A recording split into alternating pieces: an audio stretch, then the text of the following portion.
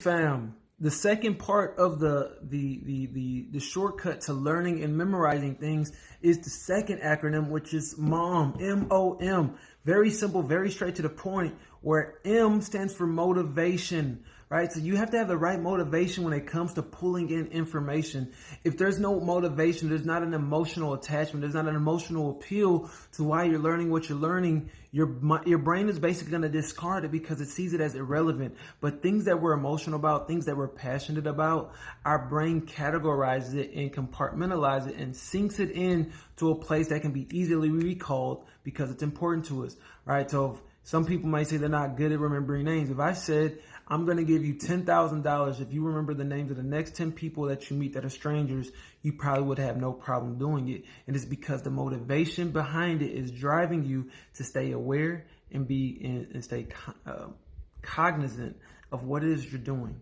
right? So the first M is motivation. The second letter is O for observation.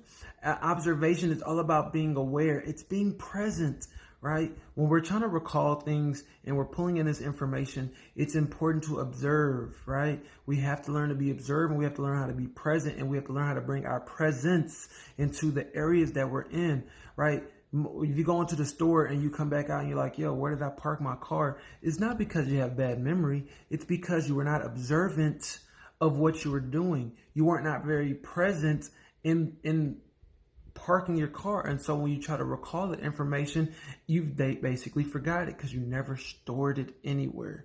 And the last one is M, and that's mechanical. These are basically tips and tricks that you can use that allow you to remember things, like using mnemonics, right? So M-O-M, that's a mechanical trick. It's a tip that you use to recall things. If you just master the first two, right, motivation and observation, you will be well on your way to remembering and recalling anything. Hope this helps, family. Peace.